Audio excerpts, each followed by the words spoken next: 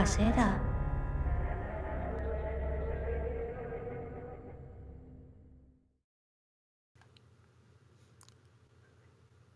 Welcome to Talking in Stations, an EVE Online podcast streamed while we record it. I'm your host, Matterall, and today we have the crew here. We're going to start out 2018 the right way by going around the map a bit, talking about what players have been up to, what we expect will happen in 2018, and that kind of stuff. But first, smiling out of San Diego there is Carneros. How you doing? Good. It's a beautiful day here today, so yeah, good to be here. Awesome. You had a good New Year, I take it? Yes, sir. Yeah, Eve Online, champagne, and pajamas. Awesome. Dirk McGurk, you're over there in the cold part of the country. I am, man. It's like the day after tomorrow up in here. It's cold. That's why I'm wearing a sweatshirt today. It's like even my basement, where my office and man cave is and everything, that normally kind of stays a static temperature throughout most of the year. It's like starting to get cold down here. I may have to actually turn on the heat. Oh, it's awesome. Little trivia. I designed part of the artwork for, because it's always a few people doing it, Day After Tomorrow. Did you really? Yeah, I did. I designed a lot of that stuff. In fact, in order to get the snow right, we actually had to put a bunch of water and sugar together and then let it plaster over a piece of paper, and then we'd photograph that and then put that into the artwork. It's kind of funny. So anyway, let's keep going here. Back is Caleb. How are you doing? I'm fine. I was actually expecting all of you Americans to be in winter clothes because social media is just showing everything is just freezing over. Well, it pays to live in the West sometimes. Another person that's freezing is from Chicago. Oops, I just doxed you. Noisy Gamer. Hello, everybody. It is a sunny 23 degrees above zero, which is like the first time it's been that warm in about 12 days. Yikes. What was it normally? We went through a streak of 12 days below 15 degrees, which tied our record that was set in 1934. Yikes. Can't even imagine. Oh, and finally, out of the warm, what is it? Europe, I guess, or past Germany. What's the country past Germany? Holland. There's a country past Germany? Apple pear. Yeah, the Netherlands. Thank you very much. Oh, yeah, that's it. I thought you were underwater. Oh, you built dams. How you doing? I'm good. It's a new year, and having a lot of fun. So. All right, cool. All right, we're missing Thel Ancora and Jin Tan, who should be showing up at some point. If not, we have plenty to carry on with. And so let's get on with the show. Looking at the news, we'll go north, south, do some low-sec, high-sec faction war area. Then we'll get into the meta topics. And then we'll talk a little bit about the 2018 preview coming out of CCP and what's headed our way as early as Tuesday. All right, so the north, let's start there. Who do we have in the north? First of all, if you're not familiar, in the north is where Darkness has settled, and Pandemic Horde and Pureblind, and you have NC and PL's home stations up there in Tribute. And then there's more alliances that are renting as part of big renting empire there.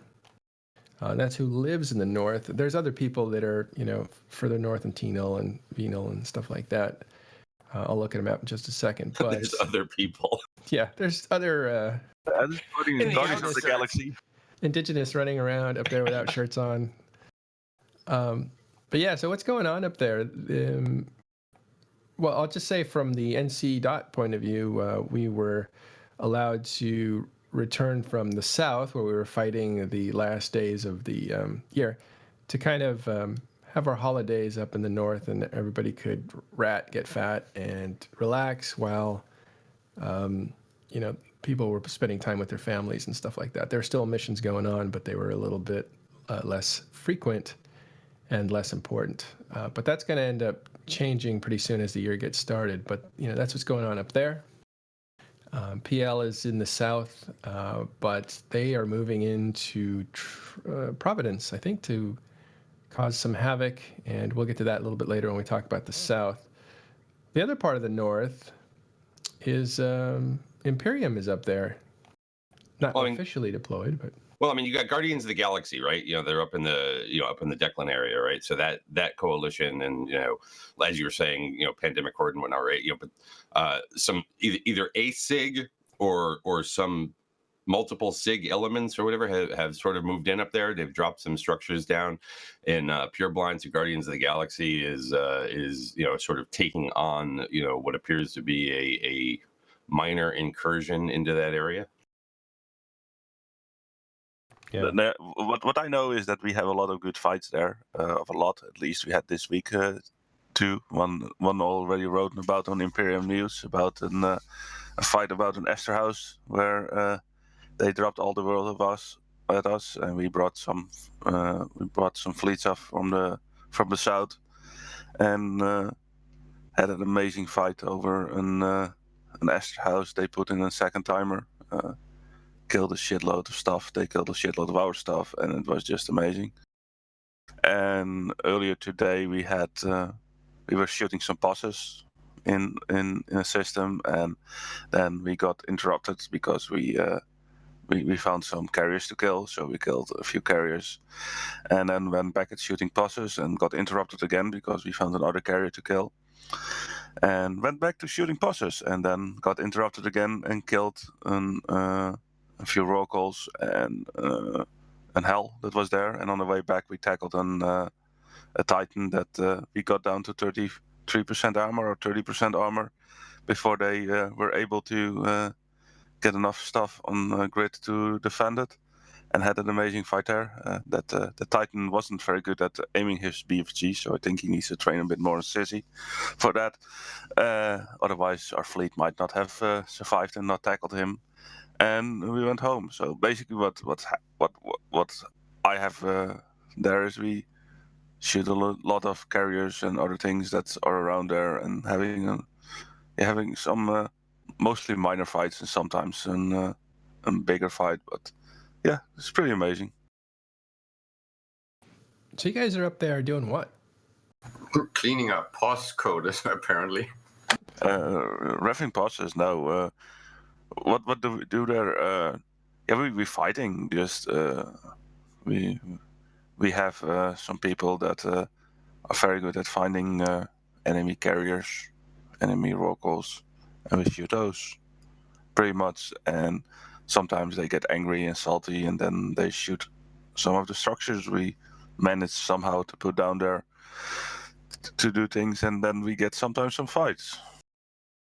Well, it's kind of funny. It's embarrassment of riches the way it's coming at you. It's like you're fishing in a pond, and then some wild game goes walking by. You go and you take care of that. You come back, you fish a little longer on the pause. It's just that's basically it. It's just some people do that in Delve, shooting our raiders, and we sometimes shoot other people's raiders and get some fights there. So that's good. Yeah, We're gonna miss POSes when they're gone. Oh yeah, totally. will, I'm going I'm going to miss those. I had a lot of fun shooting those. I remember the days that I was running ANI fleets, the best fleet concept ever in my opinion, and just rev all the POSes everywhere, and just It's like that girlfriend you didn't respect. Yeah. Basically, we were shooting POSes, and you're like, damn. The funny thing, we were shooting those POSes today, and we had people that haven't really interacted with POSes that much, like since Citadels came about. So we had to explain the POS mechanic that POSes reinforce at 25%, and you cannot shoot them with normal drones. You have to use sentries and all those kind of things, or how to tell people how to set your POS password and all those kind of things. For people who are newer to the game, like if people, I'm just playing this for a year, and I've seen a POS, but I have not done really anything with it. So that's pretty amazing. we've reached that point like already, right? I mean, there will come a time when it was, when there will be players in this game who never knew what a pause was, and, Yeah. and Yeah, but- we'll have to tell them that back in the old days. Yeah. Tell me the stories about the pause. And, and even right now with with the proliferation of the upwell structures, right? A lot of newer players just have no interaction whatsoever with with pauses. I mean, certainly now that the moon mining has changed it, right? Unless they're taking a jump bridge or jump into a Sino beacon or something, they may really just have no reason to ever be near a pause. Yeah, It's and why maybe some of us old people need to lobby for one of those vintage servers to be opened. Vintage Eve Classic. Vanilla. Yeah, seriously, it's opening on World of Warcraft, right? They are getting those vanilla servers. yeah, No, let's it's not in do that. development. Also around Not opening. It's when only pauses were used for sovereignty, and you had to have 50% of the system, and give it a couple more years. Like just pauses in general will be like that. Not many people remember. There's still some around who do, but not everybody. Oh, Yeah. that's Yeah. Thel. So people who haven't, I didn't introduce Thel. So how are you doing, Thel? Doing good. I'm a writer for INN, in game with NC. So yeah, that's good.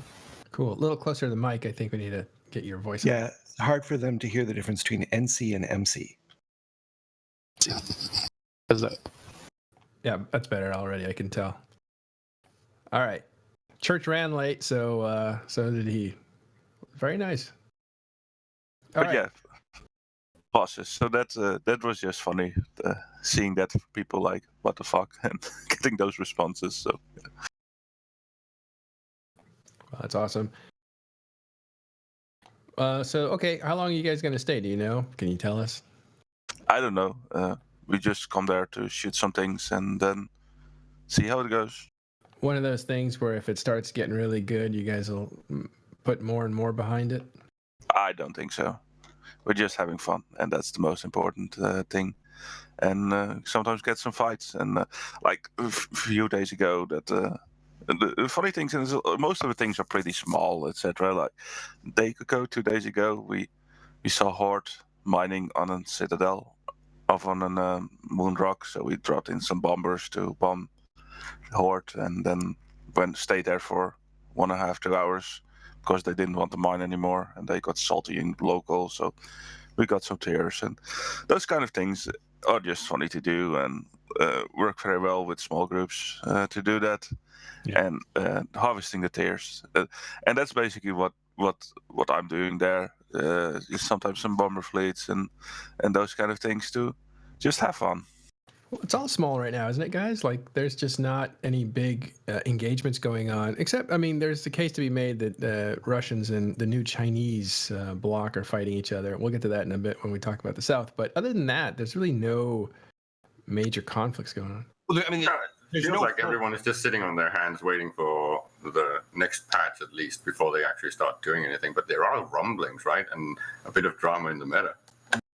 I mean, there's no full court press going on out there just yet, it seems. I mean, yeah, you've got some smaller level conflicts, and sometimes those do lead to big fights, right? Or, I don't want to use the term big fight because everybody's, certainly not a BTAC-R or something like that, right? But, good sized fights that stack up 400 or 500 billion in losses. I mean, that's going on out there, but Is the definition of a good fight, a battle where you get 300 billion in losses, or is a good fight like where two groups get angry at each other and fight for like 3 months?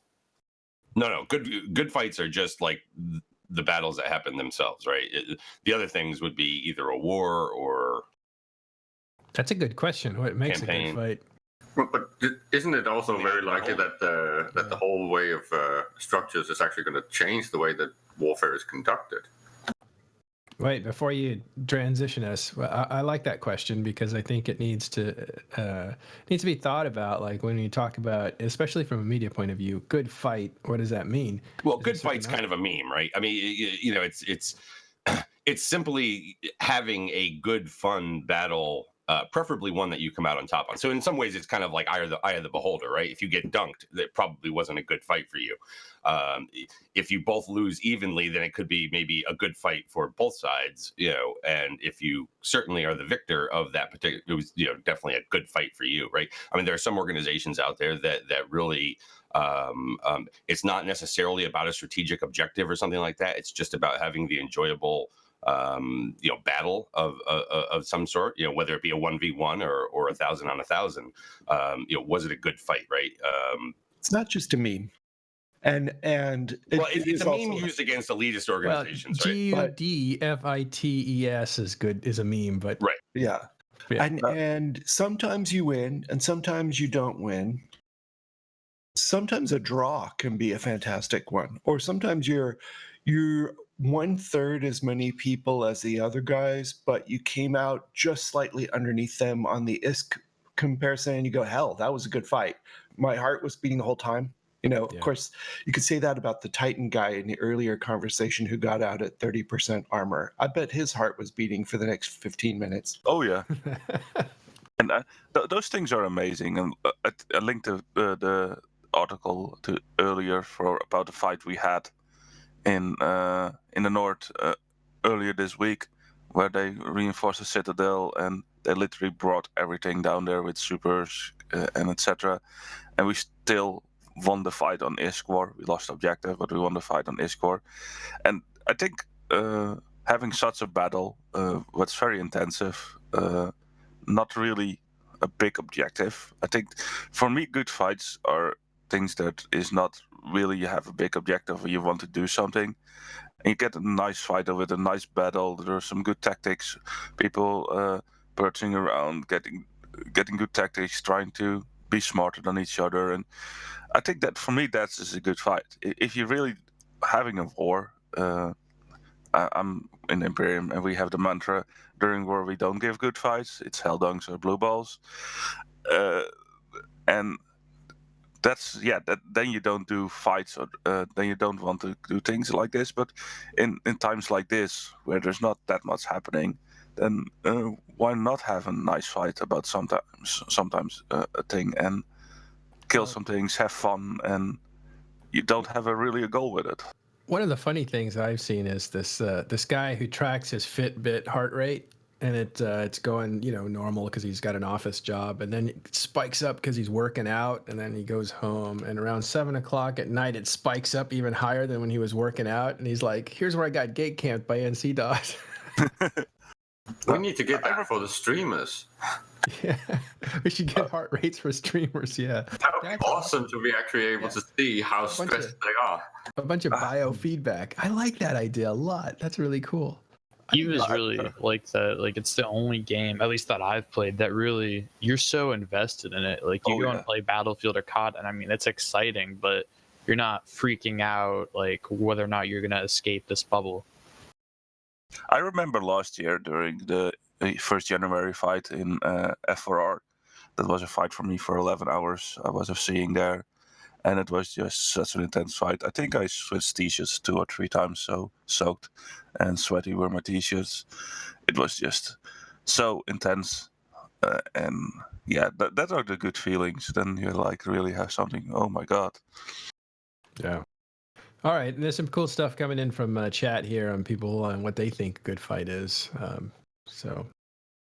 And yeah, I mean, and when I said meme before, I was differentiating between a good fight, right, and what is sometimes referred to as a good fight, right? The GUDFITE, one, right, where basically there is not necessarily a strategic objective. It's just people who are using something in order to get the action of the fight. Well, it's funny, and like everything in Eve, there's different layers to a thing. So when you talk about good fights, that comes from a culture of not wanting to demoralize the people you're fighting because they're actually putting up a fight. And so you want that to go on. So a group will say good fight in local, or FC will say everybody say good fight in local, to kind of encourage them to come back for more. And that comes from both sides. If they had fun, they're likely to say, yeah, put good fights in local. And that's a signal to the other guys that, hey, this was fun, thanks. Let's do it again.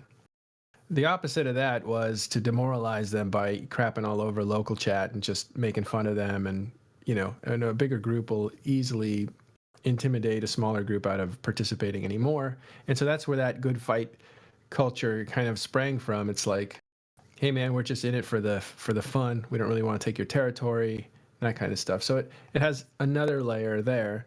And then there's just a general idea of what is a good fight and how do you get it and what constitutes fun in EVE and that kind of thing. So like anything in EVE, there's a whole bunch of stuff that's got different layers to it and different cultural evolutions to it. But yeah. Well, I Anything else? think Apple kind of kind of made a good point before with sort of the way the Imperium fights wars, right? They're not out for good fights; they're out for strategic objectives exclusively when it comes to that, right? They're not going to piss things away just to have fun. They will go through a tremendous level of grind to avoid giving you necessarily just an enjoyable encounter, right? If what they have are strategic objectives. And then there are other organizations that will sit there and go, fuck it, we don't care. What we're looking for is to get you into a position just to be able to have the fight. We don't even want your territory. We don't even want your structure. We just want you to think we want it so that you'll come and defend it. Which is why If you- you could argue that Lifeblood and Upwell is basically catering for that kind of gameplay, right? So we could expect some changes in how warfare is conducted in EVE. If you start a SIG, a special interest group, or if you start a corp, or take a leadership position in one, you feel like you need to bring some content to your guys. You have to give them some fun things to do. If you're going to try to give them a mixture of things, because not everyone's going to like the same things. Some of them are going to want a nice, even, fair fight. They like that. That's a good fight to them. Some of them are going to want gank opportunities. They like that. They've got a fancy toy. They want to drop it on someone. To a man with a hammer, everything looks like a nail. If you've got a Black Ops battleship, everything looks gankable. I mean, you want to do stuff like that. And then you've got upper management, we'll call them, who's occasionally giving you things and saying, go do this for us. We need it. It's strategic. And it might not be fun. And your guys might not. So you're trying to mix up the content that you're bringing to your little community. Keep them happy, keep them focused so that when it is wartime, they will do what needs to be done, and which may include blue balls and may include an unfair over application of force. It's like taking care of a pet. Once you've adopted a SIG or a corp or something, you have to feed and water and care for this pet now, and it can be a lot of work. So you're trying to mix in stuff. I imagine chia pet when you say this pet, because it It's doesn't. a chia pet. You have to grow Some the of them hair. are chia pets. You have Trust to me. grow the fur out. They jump through a gate and then don't align, or then they go up to a gate and then they don't jump through. And you yell at them and yell at them, and then afterwards they tell you, "I'm sorry, my daughter started throwing up, and I needed to go take care I of her." know. Oh yeah, I know that. That's horrible. That you That's were renting horrible. renting at somebody, and then you hear backward what was happening, and then you feel so bad.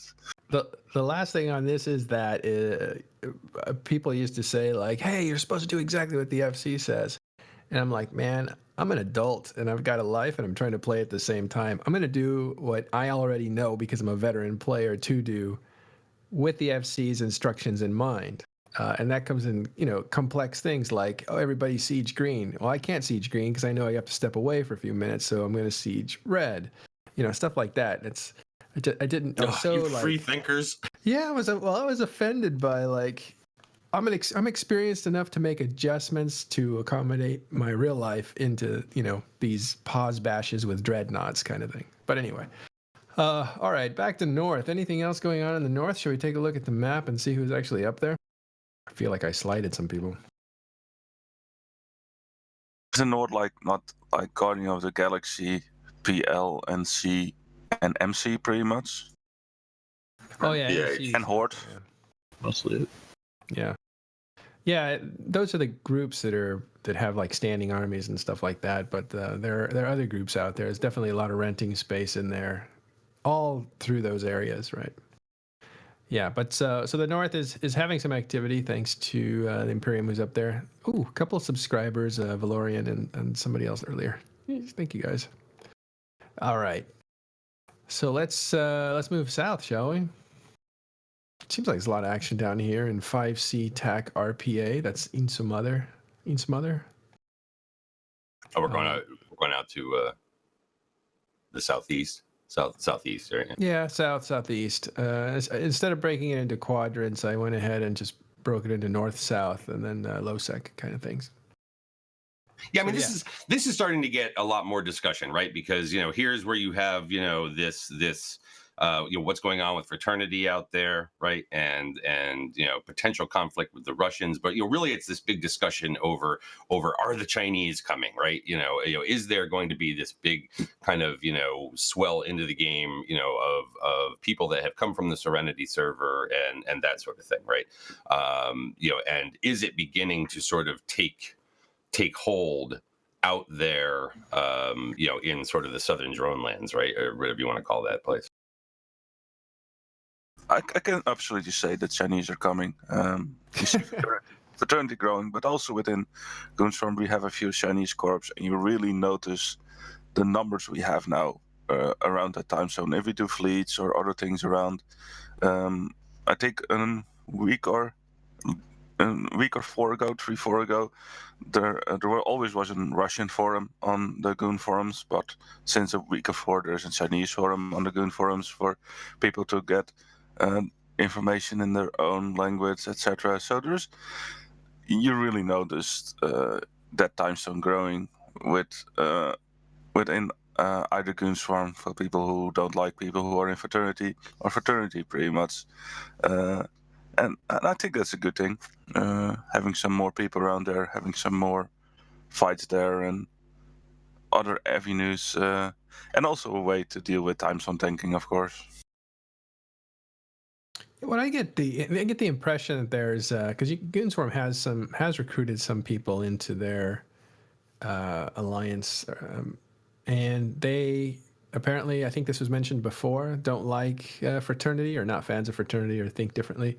And then I couple that with the message that Asher Elias said, that he was talking to somebody from China who was playing, and he was saying like, those guys that are super patriotic, well, I'm not one of them. That's why I'm here with Goons. Those guys go to fraternity. So is fraternity kind of like a very nationalistic identity politique kind of organization?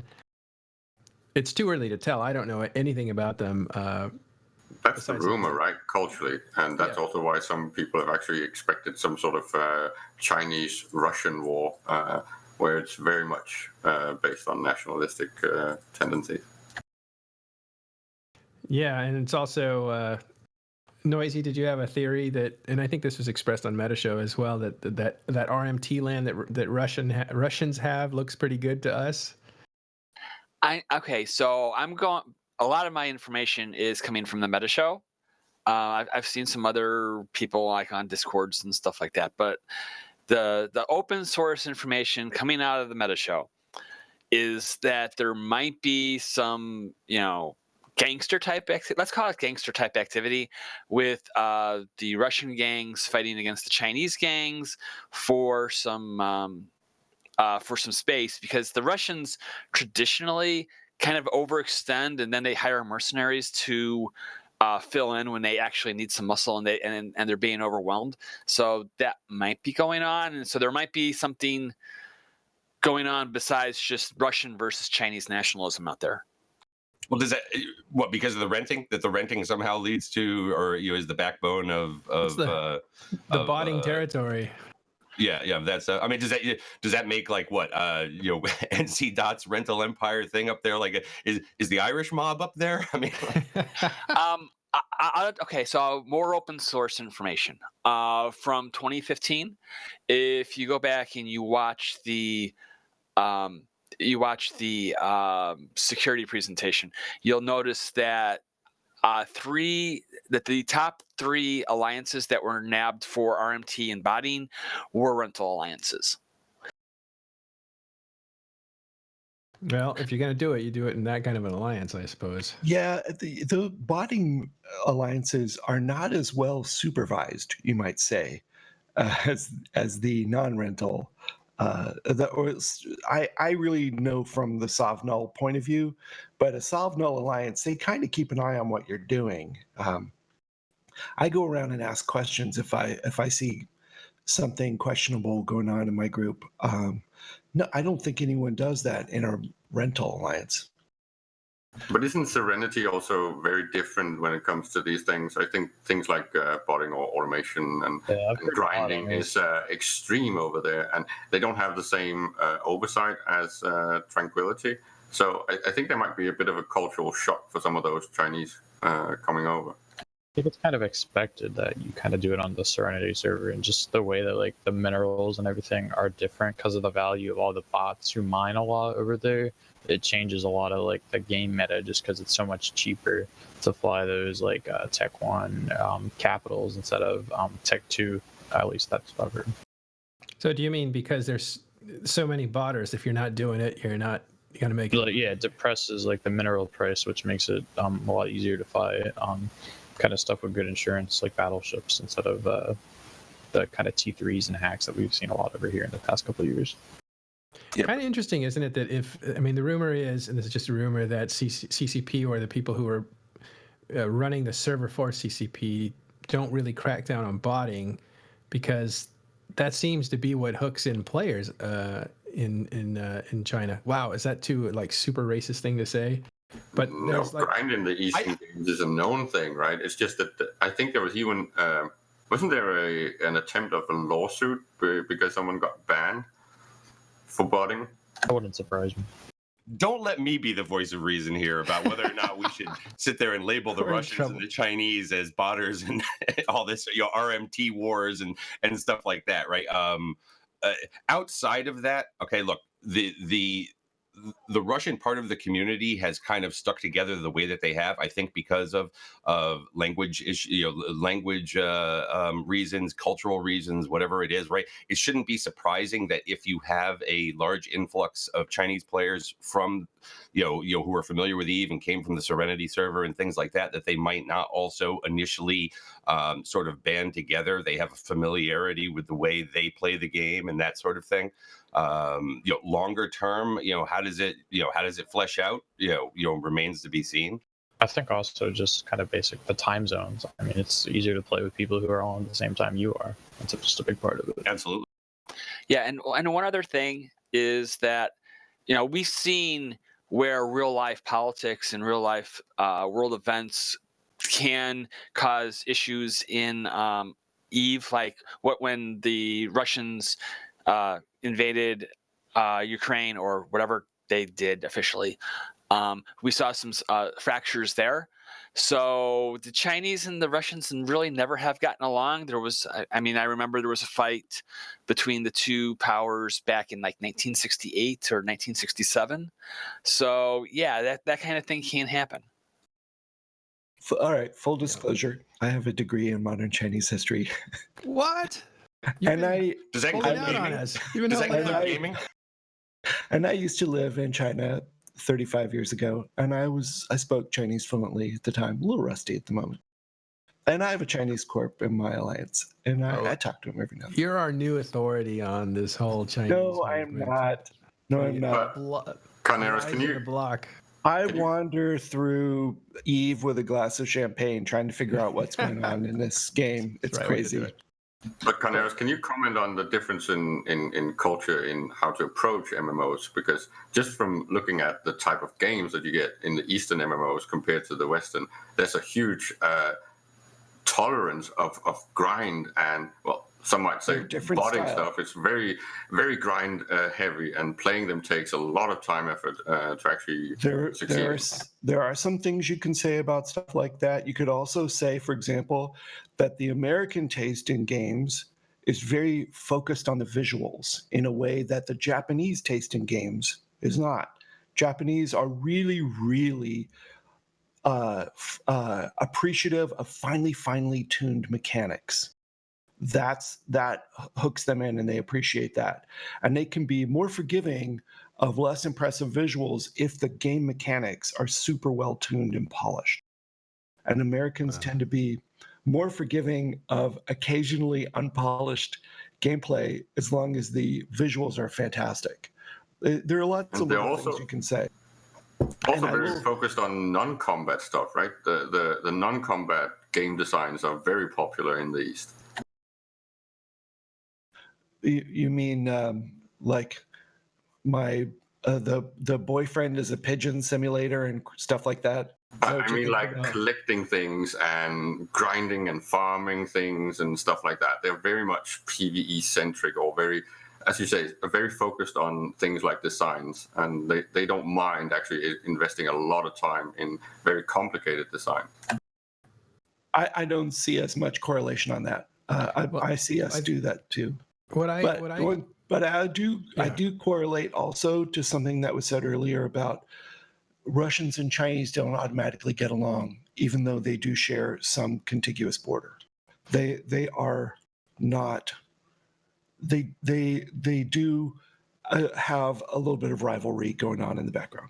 I And do that's been like for what years. you described, because it really kind of describes the difference between PlayStation 4 and what's it called? Xbox, Xbox. No. The one from Nintendo? Japan. Switch. Yes, thank you. Nintendo. Like Nintendo has kind of like graphics that are not as super hyped up and shiny, but the gameplay is amazing, especially on a game like Zelda. Or And there's a Mario. lot of tendencies of adding mini games that are almost games in and of themselves, right? That can take full dedication to even master, right? I'm just talking things like the Square Enix series, where some of those mini games are so extensive. And I have never seen anything remotely like that in Western MMOs. I don't see anything like, well, maybe a little bit now when they've started copying it, but things like breeding horses or breeding chocobos and all these intense mini games and grind fests. Yeah. Well, very interesting stuff, Carneros. Thanks for bringing in your game design experience or gaming experience. You've been at that industry for a while. Let's go back to what's going on in EVE. So there's been a couple fights that are big, and they have mostly happened inside of FC TAC RPA. The Chinese and the Russians have been colliding at least a couple times in major ways.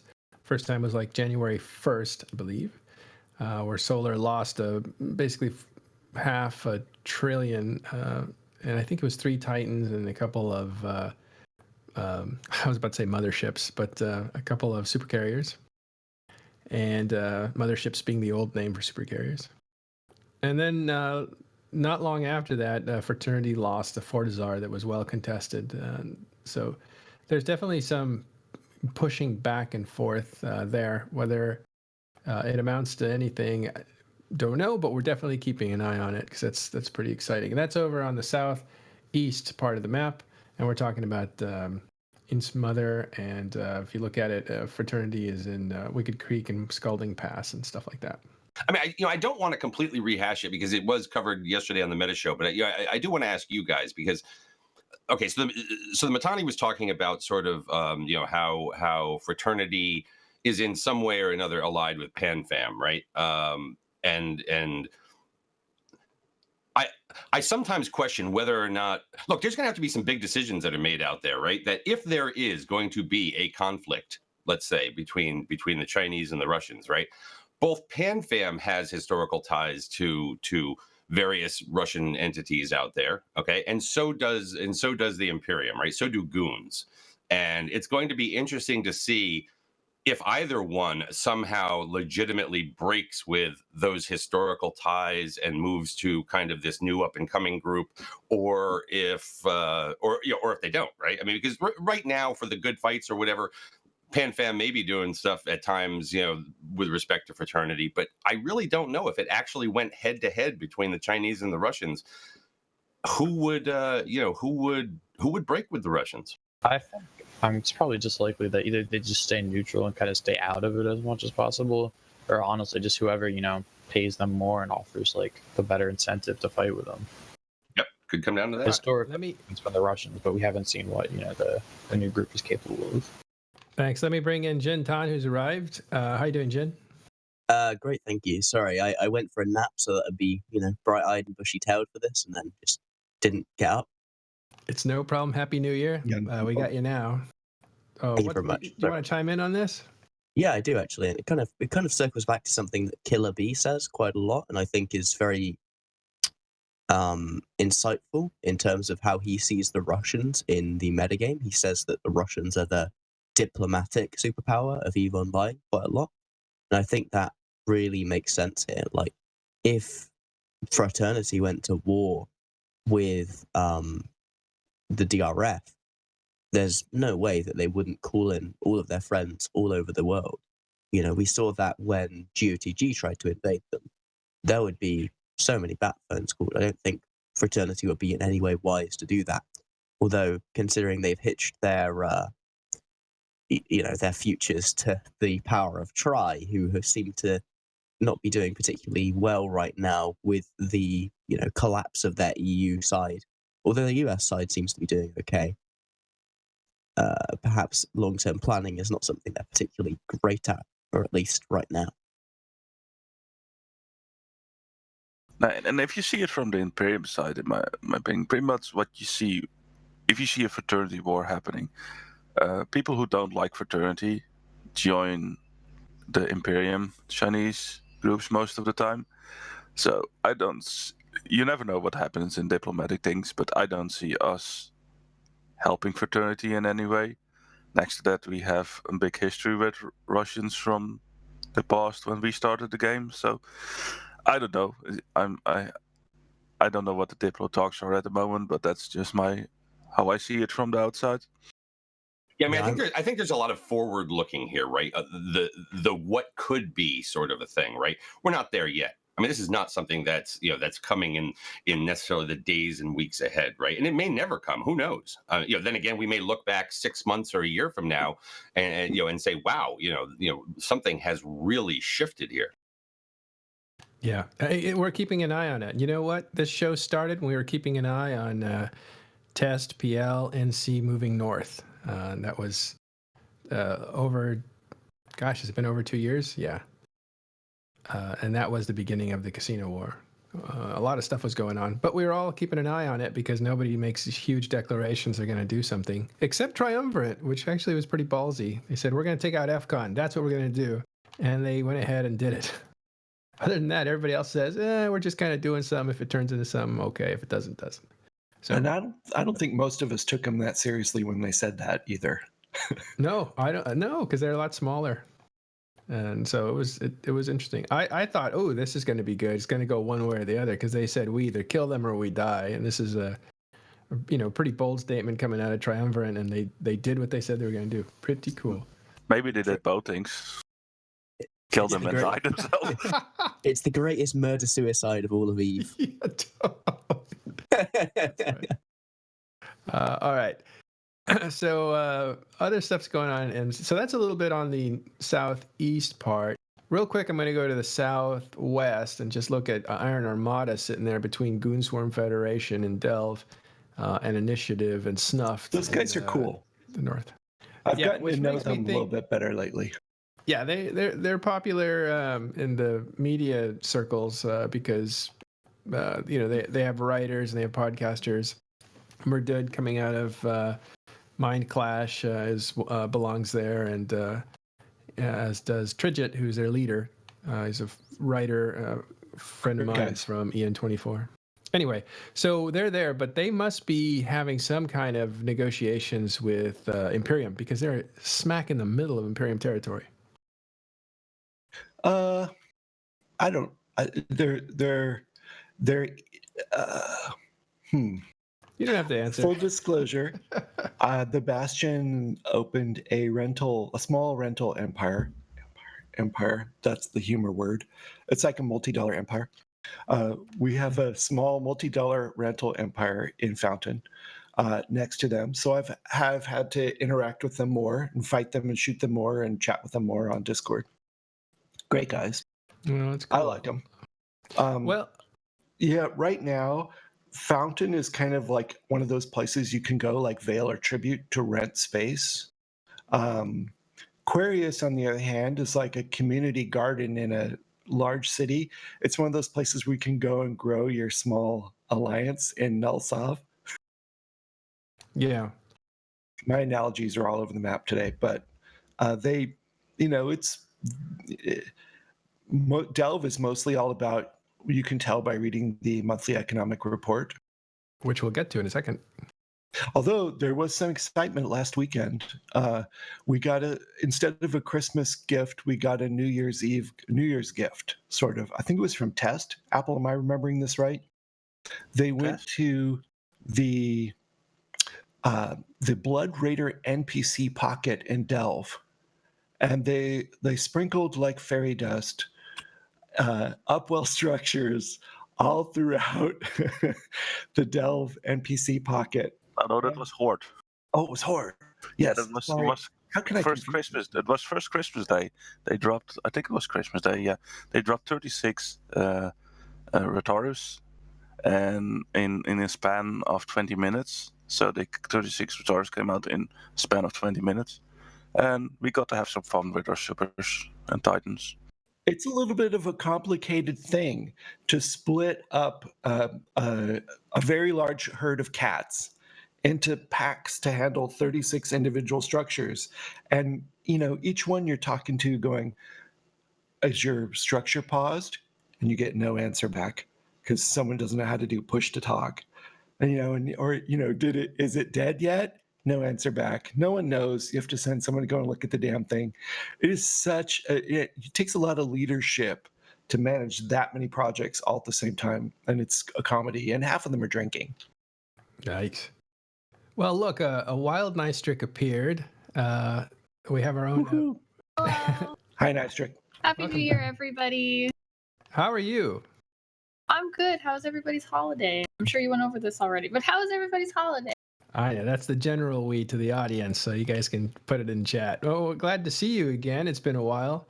You're definitely on the show as a large presence early on, and you even took a few shows and hosted them, which was really cool. So it's really nice to see you. Which was terrifying. Oh, you did great. You made it look easy.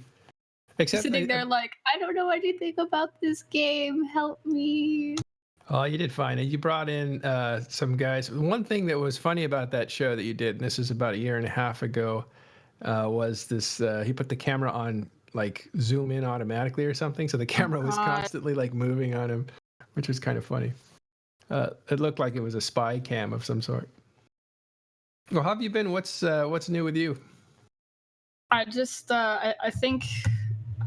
not really anything new with me. I just like looking at this. I always love looking at the Eve map. That's like, even though I don't really play much anymore, my favorite thing is just open the Eve map every once in a while and look at what's changed. And I'm like, ooh, that alliance isn't there anymore. I wonder what happened there. Let me go find that article. Yeah, I'm looking at it too. There's a lot of diversity compared to say a year ago. Yeah, it's insane. Well, we're working our way down. We started in the north. We're in the south now. We're leaving the east-west out. We're considering them mostly south. And yeah, but the next part is kind of funny. This is one of the funnier things I've seen on EVE, and that is NC's camped in by Test and Goons, I believe, in NKO, and that's Catch. Sorry, that's NKOE. It's and 9 KOE. What did I say? N? I meant 9. 9 starts with an N, so I was getting there. Yeah, which is really funny to me, especially because there's some image. Maybe McLeod can show that image that came up. It's hilarious. But what do you guys know about that? Basically, I got a rage ping from Test at like 9 today, and they were like, "Yo, we need you to form right now so that you can head off PL because they're trying to break out the 250 NC, a 250 man NC fleet that we have logged off in space." So I like rage form 150 Feroxes, sit on a bridge for a bit, and then they say, "All right, you can stand down now." PL is standing down. So But you guys helping camping them in then? no, we were there we were basically on standby for the next 48 hours to log in a fleet and head off PL if Test if NC tries to make a break for it. Yeah. Well, it's pretty great though. Like, you go ahead. It apparently just safe logged in space. I'm not sure how they managed to do it. I imagine they were just bouncing safes. That was the correct move to not lose your entire fleet, but it's put them in such an awful position as now they can't log any of their mains on. for a significant stretch of time if they want to not lose a back fleet. Right. They took evasive action. So I don't know if it was a move fleet or if they were roaming, but they had a mock fleet. I believe Killer B was in charge of FCing. They took evasive action, probably due to huge numbers coming out of test and maybe some surprises. And that was Pro God Legend, which is kind of funny because Pro God Legend and Killer B were both in Nelly Segunda.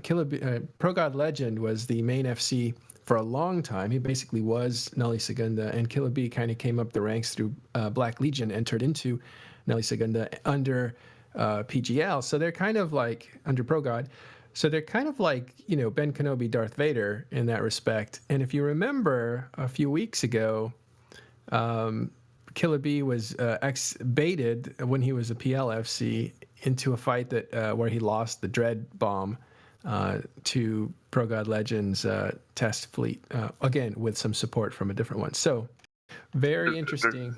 There's even more fun about it in things. And Arendus hinted to it already a bit in chat. But when we were taking Delve, there was a test moved in. Delve to mess with us a bit, and there was a Macario fleet from Test that we camped in for a few days after they tried to shoot some structures from us, and they also save locked. And over the next week, we killed pretty much all the Macarios up there. So it's pretty much roles reversed this time, but now NC is the person who's getting camped in. PGL is taking a lesson from what we did. That's right. Yeah, PGL was in the other position. It begs the question, how are NC going to get out of this one? And so you guys will have to wait and see. But there are some, from my own corporation and from looking at NC, there's a couple people who are like, I'm ejecting and blowing up so I can, just leave this ship in space, or I'm self-destructing, and people are, of course. That's not the proper thing to do either. They're going to come in, they're going to get that Mac fleet and go. If they don't, it doesn't matter because this fleet, is expendable. They are Macs, but which are expensive faction battleships. Fight or make a run for the border. I mean, yeah. Well, I think if I looked, there was some kind of a report that said there were 5 NC in, and there was 125 tests kind of just sitting around waiting, and they're probing like crazy. So as soon as you log in, they'll be on you in seconds if you're not bouncing safes, which means basically keep moving, and not to planets or to places where they can find you.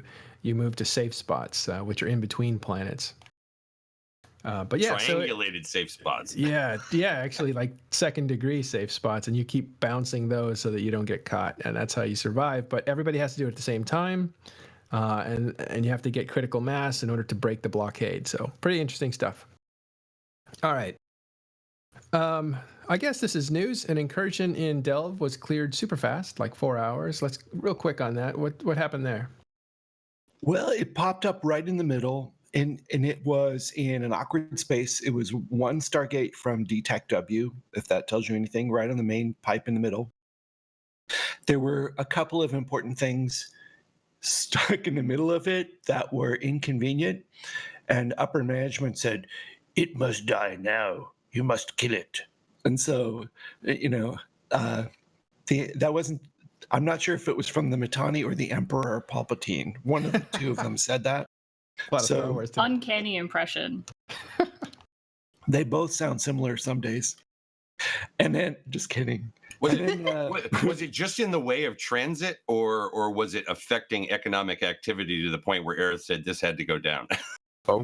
It was affecting GSOL's ability to place more economic engine structures, and that was enough right there.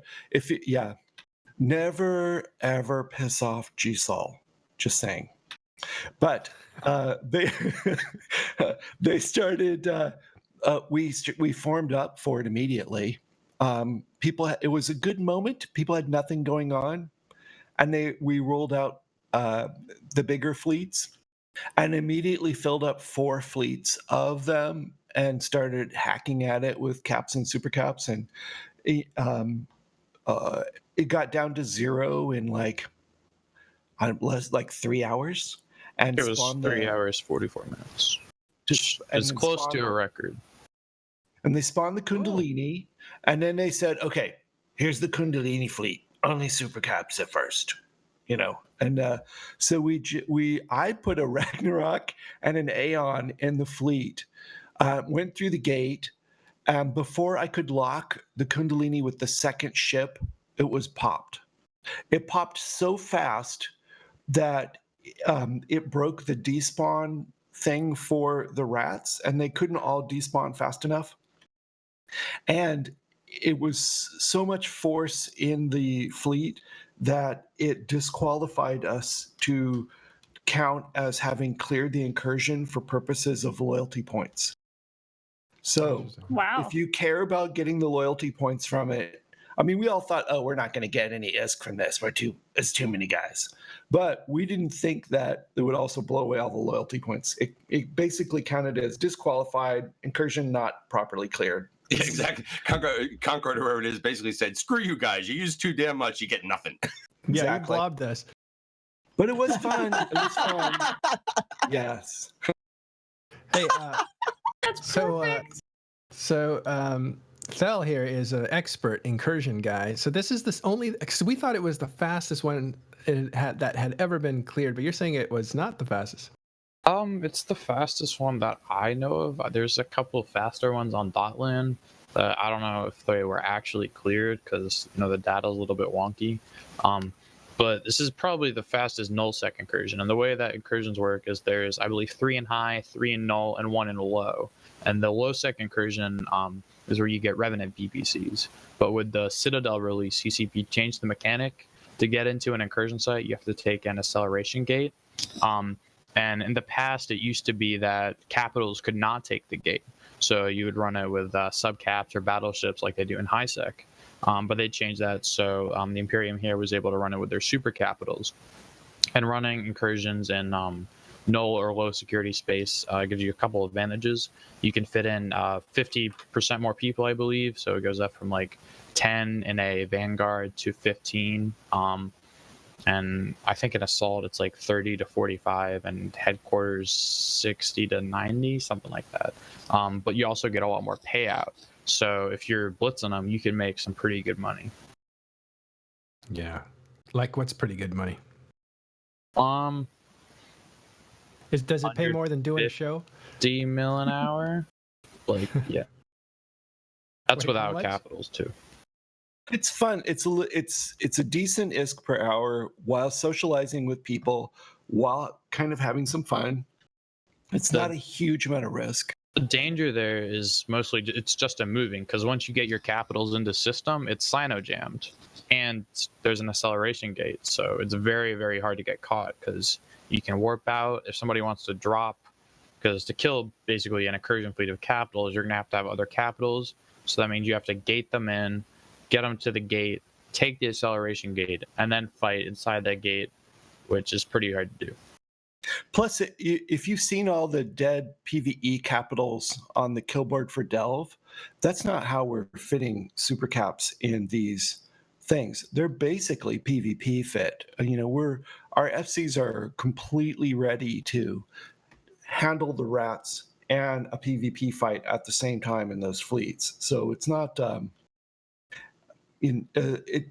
it means if one were going to attack one of those fleets, one would have to know how to do both at the same time and be mentally prepared for it. Maybe we'll do a whole show dedicated to incursions, because those things are have a lot of technique involved. It's kind of like high-end raid material out of a different game. All right, now we're moving on to our featured topic, which happens to be Providence. So we're starting out 2018 talking about Providence. Because it may be the last year that we get to talk about Providence. What's going on?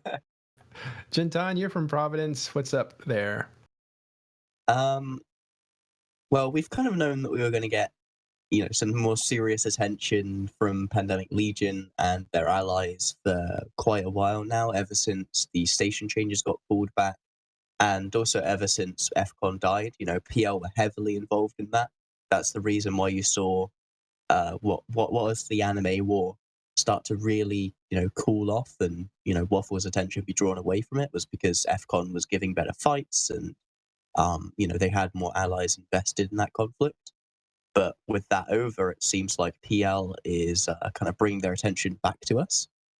And I think a couple of people here will probably have seen a very adorable Shobon newbie kind of post on Reddit where one of our members posted on Reddit that, PL had a terrifying capital fleet of 11 carriers invading Providence at the moment. Because he's a guy who's never seen capitals before. He's never seen anyone use capitals in PvP, and he thought it was terrifying.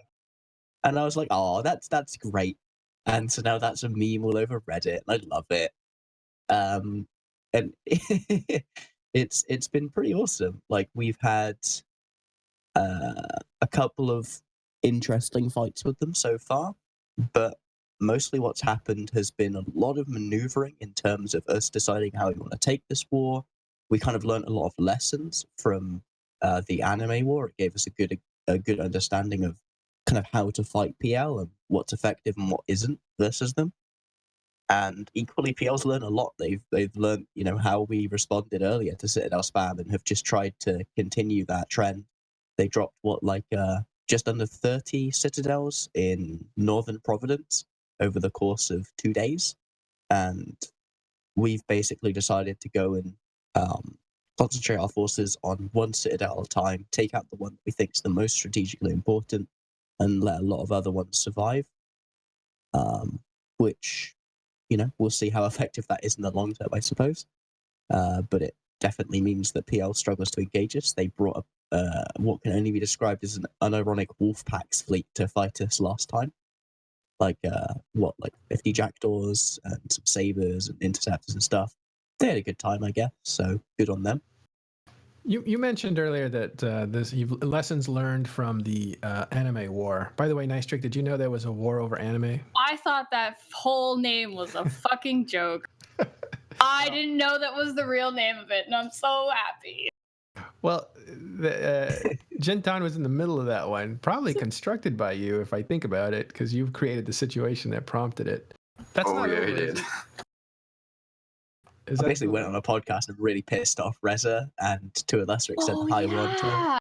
I forgot about that whole situation. That's amazing. I will say that we have actually, me and Reza have quote unquote kissed and made up. He's actually a much chiller guy in real life than I thought he was. We hung out at Amsterdam. I got to wear his Waffles hat. He's a nice guy. He actually invited me to join Waffles, which is kind of fun. Did you exchange waifu pillows? Exchange waifu. That is the yes, it was the great cultural exchange. That is the official cultural acceptance and exchange in anime culture. That's like marrying your daughter to somebody else. Was there ever a resolution to that in terms of the collection of Jintan corpses as to whether it was ultimately let back into in there? The whole anime thing about it getting banned. I don't think either Team 10 or Team 20 has won so far. I believe Team 10, Team 20 is still in the lead, but I'm not sure if it's even relevant anymore considering Waffles died. Was absorbed like the blob. I will say a lot of our guys have actually... I'm using diplomatic language because it's not fair to say that they died. Like they willingly chose to become a part of their mother entity. Yeah, but you nicely pointed out that was a contradiction in what was it their leader had said before. Like, we have nothing to do with PL. We'll never merge into them. We were all like, okay. I'm pretty sure even he knew that wasn't true. Like. Yeah. At the end of the day, you've got to have your front to your members, and I think that's a fair thing to do. Like, I can't put any blame on him for that. Yeah. I will say there's actually been a quite a funny incident as a result of Provy's kind of face as well, which I want to throw out there, which was that we didn't realize that we actually had a neutral free port in the middle of our space, because obviously Providence lets people who are neutral kind of set up in our space and live there, and we didn't realize someone hadn't set their access list properly to not let in red end. Ironically, PL just docked in an Asbel that is friendly in in Provy. So that was fun. So one of your engineering complexes became the staging ground for an invasion. Yeah.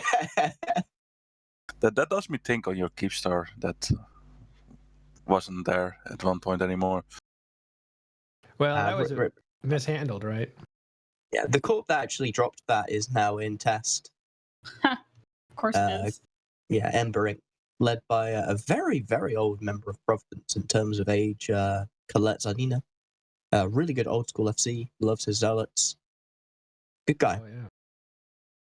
True Amar, if he loves his zealots. Nice trick. Any temptation to see what Test is up to, since that's where you were playing when you were playing Eve? I always have the temptation to look into Test and see what's going on. But at the same time, I kind of have like no love left because a lot of the people that made Test fun are no longer there. Every time I tune into this show, though, I have the urge to join every number of alliances that you guys talk about. Wow, that's an endorsement. Like that one. Oh, well, okay, so Providence, are you guys in trouble here when, and I guess it's pushed to sometime in the early part of 2018, the stations in the, on all of the map, basically, the stations that were there before are going to become faction citadels? Are you guys fearing that creating a catastrophe for Providence, since you are riddled with stations, which means you're going to be very, very station rich when that happens? I think that's pretty much the only reason why Pandemic Legion is still attacking us. Like, to a degree, I guess they do get good fights out of it, but PL doesn't like Solve. That's been long established, is that they bloody hate intosising. It's not a very interesting game mechanic, and that's something I think everyone's aware of. But they are actively intosising a lot of our systems. If you take a look at GTAC 5 on Dotlan, you'll notice that they've managed to take the iHub there. I don't know if they've taken the station quite yet, but I'm sure they're working on it. Yeah. So this is the start of something I predicted, 7 months ago? 7-8 months ago, I predicted a Gold Rush war. Unfortunately, the timeline got a little delayed because CCP delayed the changeover from stations to Citadels. But with that probably on the horizon here, does it make sense that PL would start attacking again now, especially with nothing else to do? Yeah, you're roboting, so I'll take it over for a little bit here, and that is that the change of stations was supposed to happen at the same time as the winter expansion, where moon mining was going to be revealed at the same time. That kind of expansion was so destabilizing, and maybe because CCP just couldn't put the two things together, that they split them up into two, and so you had the stations. You had citadels.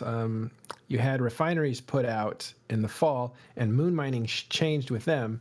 And there's still fallout for that. So people are still adjusting. The market is still in incredible surges. Flux. Yeah, incredible flux. So it's a good thing they didn't put those two things together, because you'd have such a calamity that nobody would know what to value anything. And so it was a pretty risky move if they put that all together. So instead, you have in the last winter, in November-ish, or October, I forget when, you have moon mining totally changed. People are adjusting to that. When they get adjusted to that, then you're going to get this huge hit of, stations are up for grabs. They're worth a lot of money. Attack areas that have stations and take over those stations before the stroke of midnight, because when that happens, whoever owns the station is the one that gets to take it away. Sorry, what did I get to before I started roboting?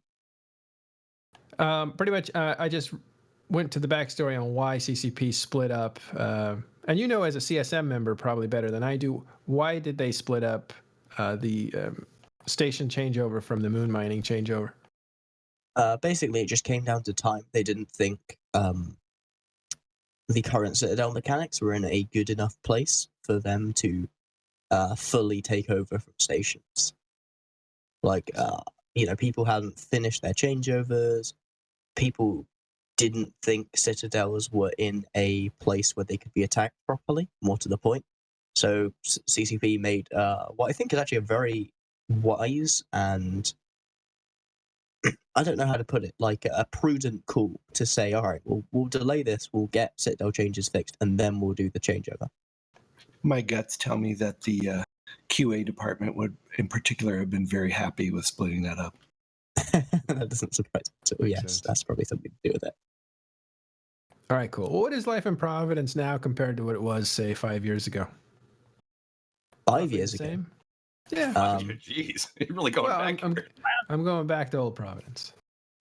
So Could what go was south. 2012? I'm trying to remember what Providence was like in 2012 because I was there, believe it or not.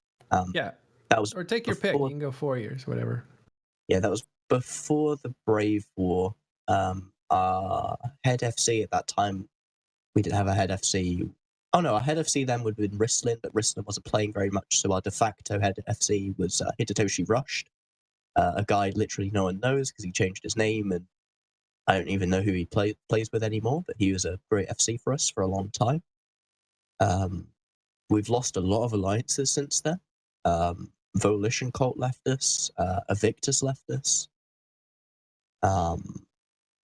But we've also gained new ones. We gained Arcs Alliance. We've gained COG. For a while we had Warped, but they've now joined Test. That's actually an interesting fact. Is a lot of people, we have probably more friendly relationship with our neighbors to the south than we ever have had in the past. Back then it was, I can't remember if AAA was still in the south. I think they were. I think They they were were. just making a comeback. Weren't they just trying to make a comeback then? Yes. Stain Yeah, Wagon, yeah, right? yeah. Yeah, it was Stainwagon, but it was more AAA led than it became later on. Later on, it became very Soviet Union and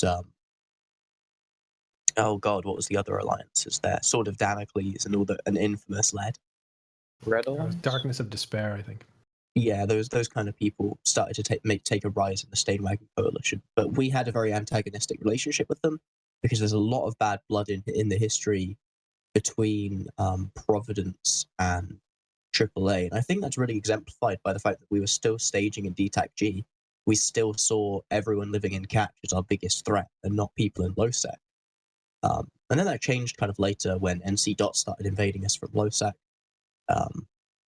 which was the point where I first rage quit Providence. Sorry. Yeah, no worries. There was nothing to do with NC Dot anyway. I'm not going to go into it though. So that's a story for another time. Right. So you have new alliances that are part of the Provi block, and your relationships with your neighbors are better than they were. We've also we're probably the alliance that has most benefited from the jump changes. Sorry, the coalition that's most benefited from the jump changes, because we're not an offensive coalition, and the jump changes massively increased our ability to use cats to defend our space. We're definitely not on the scale of what Goonswarm or even Pandemic Horde or any other major coalition is doing. But we went from literally never being able to use capitals because we would always get dropped by PL because our cap groups were so thoroughly infiltrated to, we can actually use caps to kill things now. And we kind of learnt that the most during the previous two invasions that we had prior to this one, which was where we fought off MC, and then later on Triumvirate. And Triumvirate really taught us how to use capitals properly, or at least in a way that wasn't stupid. And I got to thank them for that. It was a lesson well needed. Thal, what'd you say? The geography of Providence is really good for that too. I think you can hit most of the region from is it V3? You can hit most of the region from 3D TAC. Yeah. Also, you guys seem a little more, I wouldn't call you expansionist, but adventurous. You guys are found fighting or, in fleets and in big fights that are not in Providence. That's more kind of my personal work than anything else. I've kind You're of borrowing worked... the keys to the car? Yeah, I've just kind of I've always been up for going off to fights, and the leadership in CVA basically has no way to stop me because there's no interface between the military and civilian leadership of CVA. So you just basically... There's no interface? There's very little. Okay. Well, anyway, so I noticed that because Providence was always kind of like, we're just going to home patrol. We're not going to venture out and get into other people's fights and stuff. But that has changed. Yeah, well, we kind of realized. Well, I personally realized that we needed allies. Like we couldn't live on our own. 2015 really showed us that we were basically at the mercy of any big alliance that wanted to come and shit on us. So when are you going to take the place over and name it after yourself and do the whole military coup? Oh yeah, let me just fucking turkey it up. No, that's not really my thing. I've said before that if I ever felt like I was going to do that, I would leave rather than change Providence so significantly. I don't think that's something that it would be morally acceptable to do. It goes against my convictions. Like I feel that Providence is something that should exist in its current state. It's kind of a very almost a casual place to play EVE Online in nullsec. It's special. It's special, but not like special with a capital R sometimes. No. It's a lovely place, and it's something that I think is important to the game, and that's why I stay there. It's great. It helps a lot of people get involved in nullsec. It's the breeding ground of new alliances. It's important. Yeah, absolutely. A lot of FCs came out of there, and I think it's and I meant that in a very flattering way. It's one of those places that when you're a new guy and you want a taste of nullsec without having to go through all the blood tests of joining an alliance, that's a good place to go to kind of just get a feel for the danger and what the opportunities are for harvesting and stuff like that. Man, that's cool. All right, let's move real quick to low sec, high sec faction war areas. This is gonna. It's not a place where we concentrate a lot of news, but I want to start getting more news out of there because there are a lot of players that that affects them. And really, just faction war had a fight between Fed Up Pen. I'm not gonna say their whole name. Emergency Exit looked like they dropped a bunch of dreads into this fight. And they were fighting the Caldari side. That was the Galente side. The Caldari side is Tempest. The Cruiser's crew, they used to fight for Galente, I thought. And local is primary. Looks like Caldari kind of came out ahead, but it was kind of a split. And so, yeah, some things were destroyed there. Okay, let's move on to the... Some things died. Some things died. Sorry. The story of EVE Online. Yeah. People got into local and things died.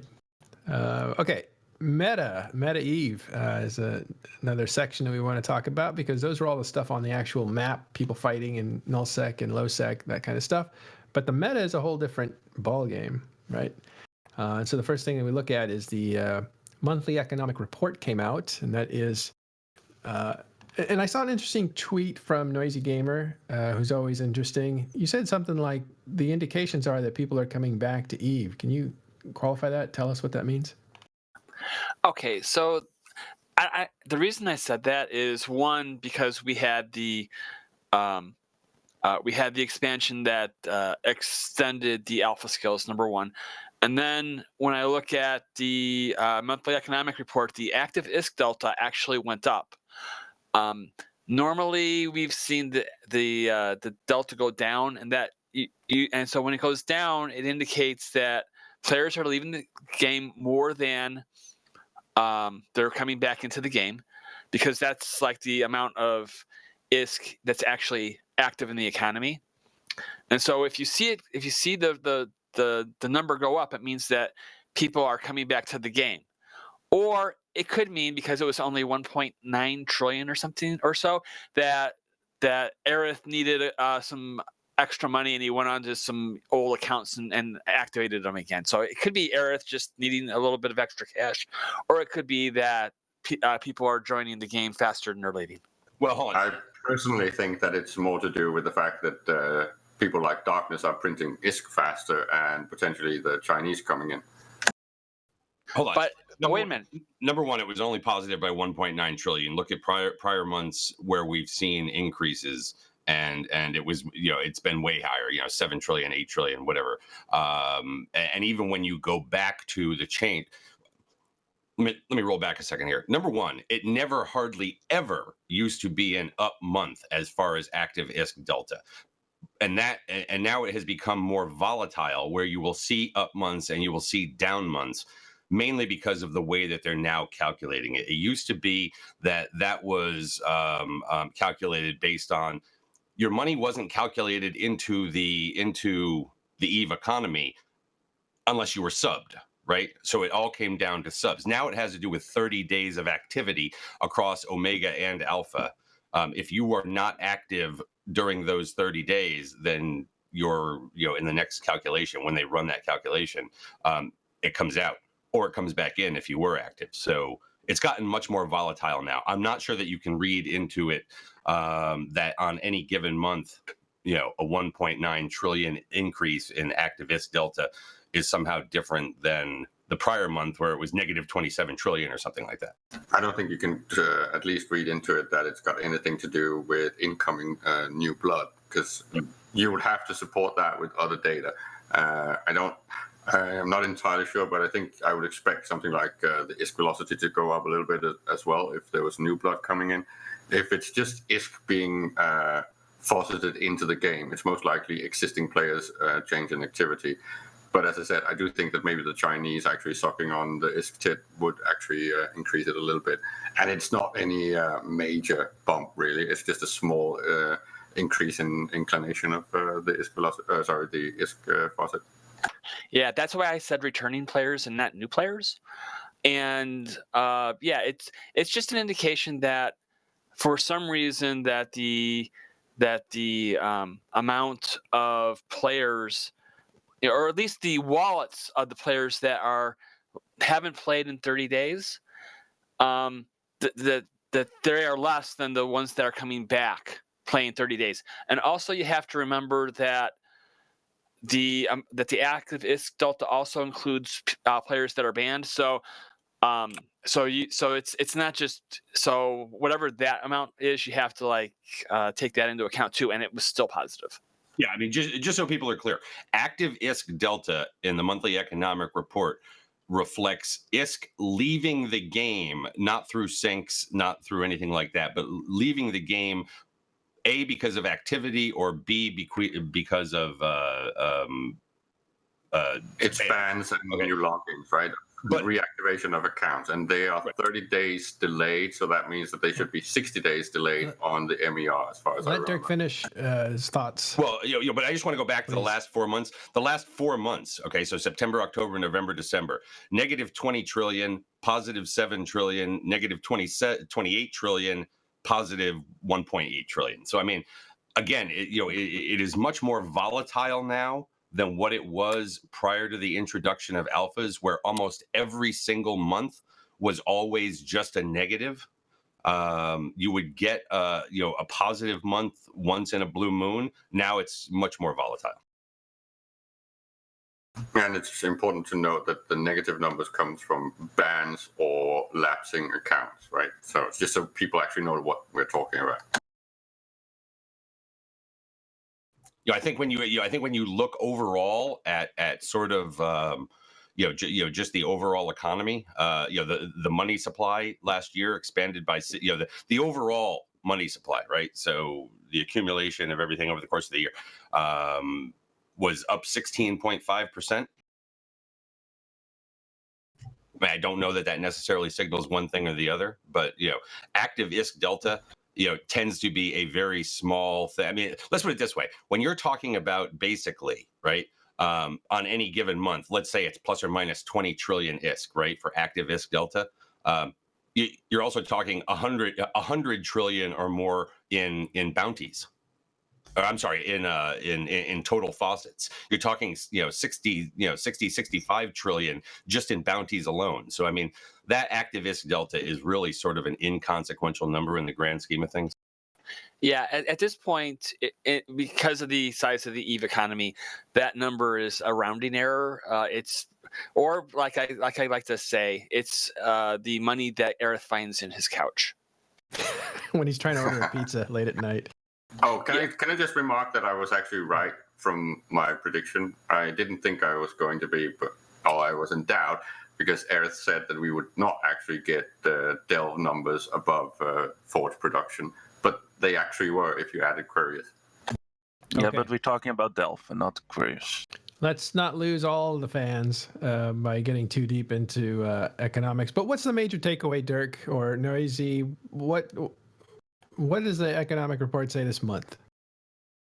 There's a lot of money in Eve. There's certain places have a lot of mining and ratting and production, and other places don't. I mean, So, Not enough wars. I mean, the interesting thing to me was that the consumer price index is still high, but it's not climbing anymore, and that the mineral price index just keeps going through the floor. okay, I want to know where to put my money. That's what I want to know, and that's what people want to know. Minerals. Long-term Plex. It's always a safe bet. That's the gold standard of EVE Online. Minerals seem to be at rock bottom lows right now. Exactly. And if we're going to get some balance changes that have influence on that, it's definitely where I think value is going to be added. It really can't go much lower, can it? I mean, No. Shouldn't. Pyrex is an old.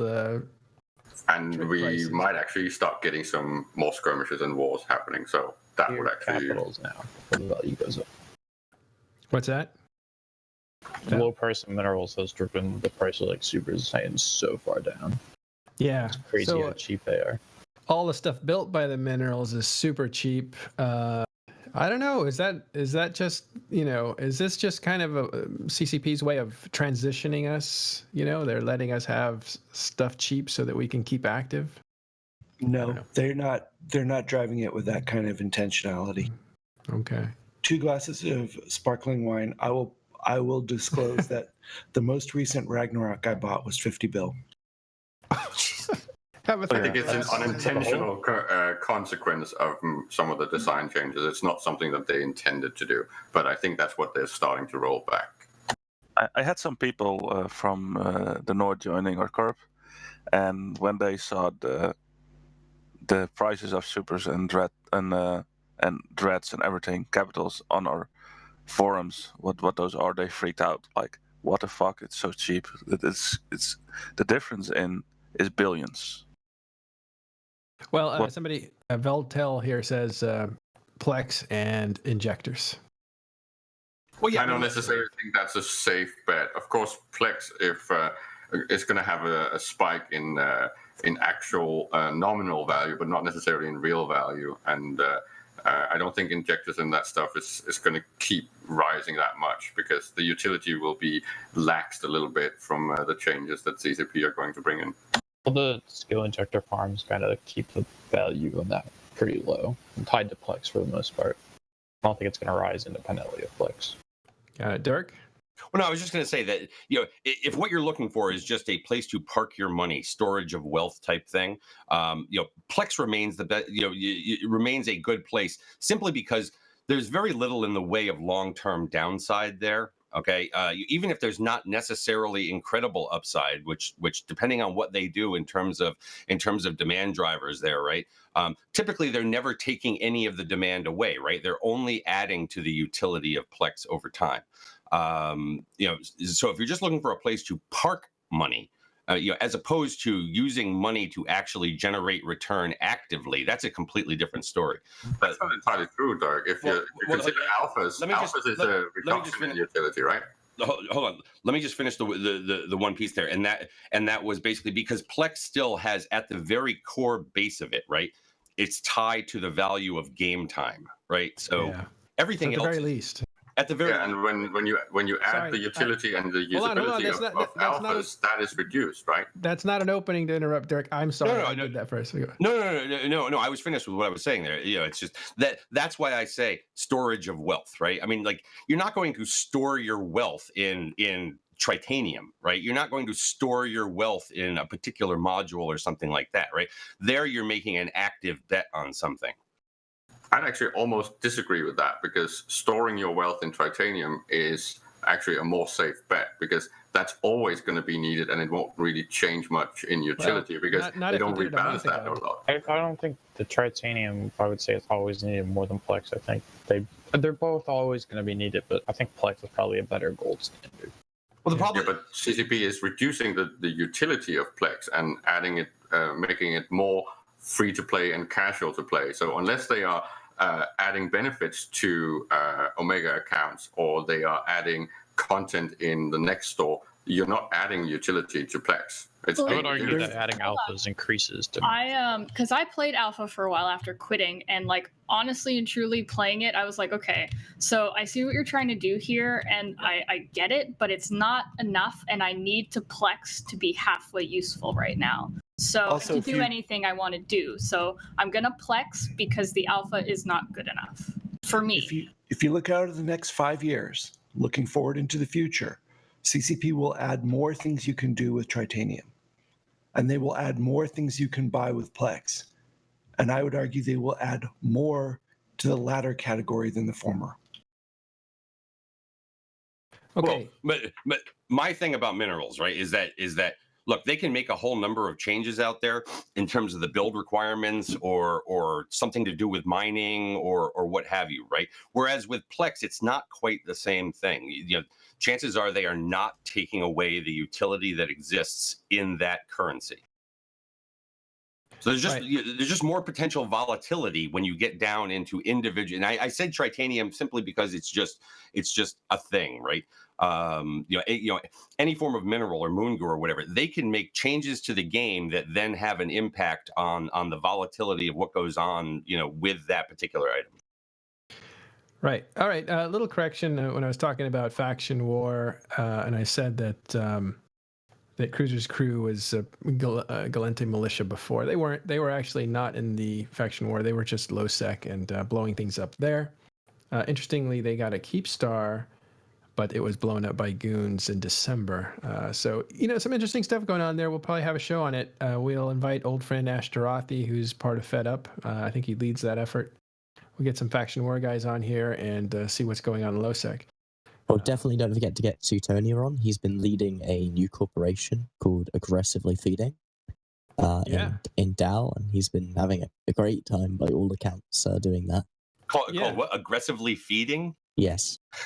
Is that It's a pretty good name in the style of NC Dot, where it was attempting to look vulnerable? almost as good as my alt corp sees the memes of production. I wonder why NC. Go ahead, Nice Tree. No, I just like the name. Sorry. I don't know why NC Dot was named NC Dot, but I thought it was a play on Northern Coalition. So whenever people talked about Northern Coalition, they would get confused, and that was the thing. There was actually a movement, maybe a year and a half ago, a poll put up for NC Dot saying, should we change our name? And you know what the percentages were? Like 50-50. So they said, we'll just leave it. Well, it was originally named after the original Northern Coalition to kind of poke fun at them. I don't know how many people in here even remember the old Northern Coalition. Oh, I do. I love them. They were awesome. Even though I wasn't in them, I was always Awesome at impressed by feeding. how often they were good at dropping supers all the time. They were really good. Oh, NC Doc, not this time because they're not docked in 9K OE or whatever.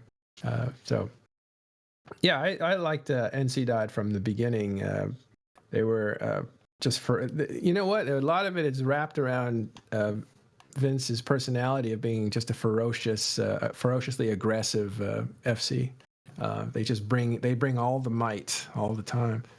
But, that was a long time ago. Okay, so MER told us a few things. We won't go too deep into that anymore. Here's another one, and that is the ESI API is replacing the XML API, and that's going to break a ton of things. You can listen to the Meta Show for more information on that. But I also actually Open Comms. You did like 3 hours on it, right? No, we didn't do 3 hours on it. We just did 3 hours. But just go with me here. There was probably 40 to 45 minutes, where we had some guys, that I was lucky enough to be able to get out of the Talking in Stations Discord, like at the last moment, to come on and sort of like, give us, some insight into the changes that are going on there. Now there was more on the Meta Show yesterday, but. Yeah, I mean, there's certainly some stuff going on out there, and I know there was discussion about Evemon maybe not going to be taking advantage of this, that the developers currently involved with it may or may not be doing something. And then there was some discussion about this whole I don't know, some law in Europe or something like that is affecting what's going on with that. Which I got to be honest, I didn't quite understand how it applied. Security to this. laws. Because CCP is now in London, and they're doing business in London as a business, I believe. So they're now subject to new laws from England, and that's also security laws, which require you to maybe secure data a certain way, and that's why they had to change that up, I think. Also, even if they would have remained in Iceland, they still would have to do that if they wanted to operate inside the European Union. Yeah, but England's going to jump out of the European Union, so who knows? No, Iceland is part of the Schengen nations, as far as I remember, and also Anyway. the European Economic Board, etc. So they have to follow those laws. But what is the data that needs to be protected? Data about avatars of a video game? No, Personal you can't put PII, personally identifying information, in your game metadata. But I would argue that which characters are in which account together is not PII. So I believe that they're not interpreting things in the way that I would, but I'm not an attorney. Well, it might be just subscription information and stuff like that can't get put out to. I still think it's more about the architecture of the whole account and character thing, and that they are trying to modernize it. And that I heard what you said about that earlier before the show, and that's an option. It's a possibility, definitely. And can I just make the guess that maybe that they don't want any extra legal costs, so they're just being totally conservative about this, and so that nobody comes after them? No, they're incurring cost either way. There's no way to reduce cost in this model. They're either going to have development cost, or they're going to have legal cost, or they're going to have both. By changing it, they reduce their possible legal costs. Yeah, okay. Almost no video game company spends much time thinking about the costs associated with lawsuits from legal exposure. All right, so we'll probably have a different show on that. That's not happening for a few months, so we'll have a show that kind of covers that a little bit deeper. All right, but last thing. What would actually be really good, would be to get some of the developers of these major third-party things. Obviously, if we can get Steve Rnukin to come over and be on a show on INN just for a second, but it would be good to have some of those people who really know the inside to this to sort of be able to talk about it. Yeah. We'll get maybe some CCP representation too. I'm sure they want this to go smoothly, and more information the better, so they'll probably show up. We'll see.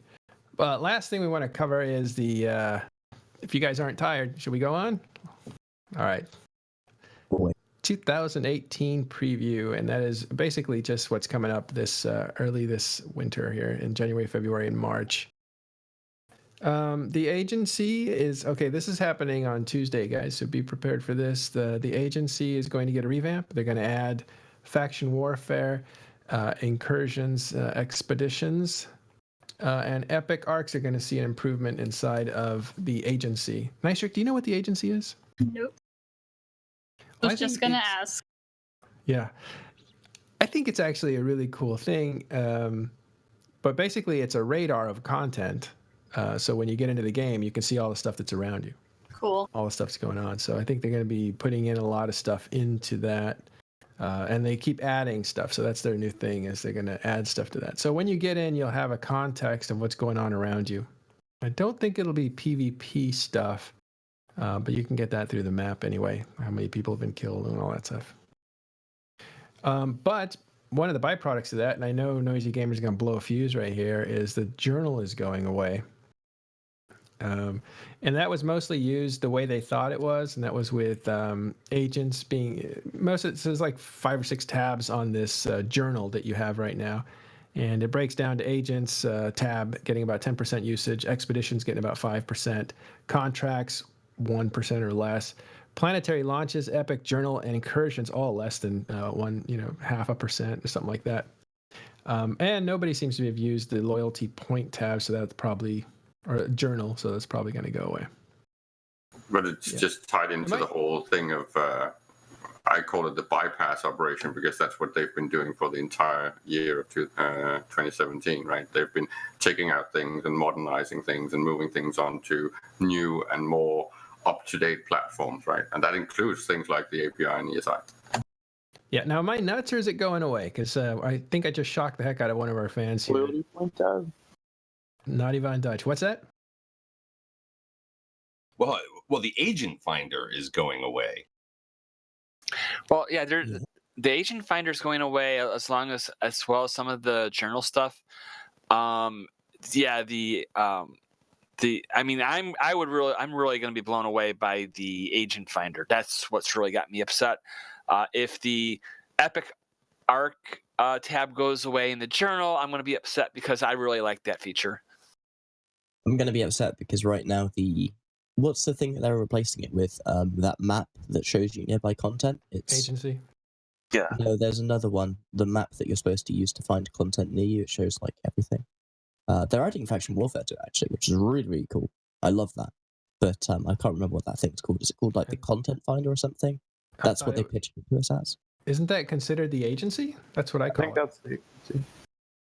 Yeah, all of that's considered. You're Yeah, on all CSM, dude. You should be telling us. I don't know what it's called. I've never used it in game because I don't need to find PvE. I just undock and fucking run Havens if I need to, which I don't because I fucking hate PvE. But I only do it for RP reasons. I only PvE for RP reasons. You heard How it here. sad is How that? you really feel. High sec voters, you heard it here. But doesn't represent Noisy, you. somebody out there is saying, why is the agent finder going away? Can you explain the difference between the agent finder now and what is going to be through the agency mechanism to find agents? Okay, so basically on Singularity, if you go there now, and it's live now, but I went on to Singularity to see what the most up-to-date version was, and so you go in and let's say that you want to see all the level 4 mining agents. I wrote a blog post and I needed to see all the level 4 mining agents. So I go ahead and I do that, and you don't see it depending on your filter. You don't see all the level 4 mining agents. You'll just see the top 12. And like that's a problem because, for example, for the Minmatar Mining Corporation, they have 21 level 4 mining agents, and so you're only going to be able to see 12 of the 21 agents, which is a problem.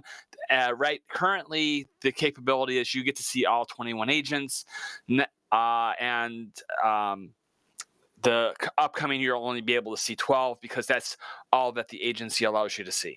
And is that based on proximity to where you are when you look at that? I think they fixed that. It used to be that it would be scattershot, and maybe if you like pull back and you want to see all mining agents in the game, that you'll see it scattershot and you won't see the closest agents. But yeah, that is an issue, and I know that there were reports that you would not be able to see all the locator agents, and so it would like show locator agents that were 6 systems away, but it wouldn't show locator agents that were in your same system or 1 system away. Those were the reports, and so if that's the case, that's kind of a big step down. Right. Correction from Arendis. Thanks. He wrote this in chat that the percentages that I read off were in comparison to all windows, which makes a big difference because the fitting window is used constantly every day. The agents window is used 10% of the time compared to all windows, not compared to what's on the journal tab. And the journal tab isn't necessarily going away Tuesday, but you can bet that everything in the journal tab is going to find its way into that agency finder, I guess. I mean, the agency as a concept is a really good concept. It's a one-stop shop. You get to see everything there. You just open it up, and you don't have to try to remember the 6 or 8 or 10 places where everything currently is or was before the agency. It's just that right now they have a limitation of being only able to show the top 12 search results. You know, looking at these numbers, the agents tab being open only 10% of the time, doesn't that give you an insight into how much PvE is actually going on, how much mission running? Yeah, But I think that's Isn't the the core idea, majority right? of players do PvE in Eve? I I don't never think so. used it. I never used that agents tab when I was running agents. When I was running PvE missions, I just went to the agent finder to find the ones that I wanted to run for. Yeah, and also they've changed the agents. They're a lot more communicative, and it's a lot more sensible how you communicate with an agent now than it used to be. So you don't really need to go to the journal to find out who you're working for. So it's probably not a good gauge. In fact, the fact that 10% or the agent window being used 10% of the time is actually kind of high. Like that is actually pretty high.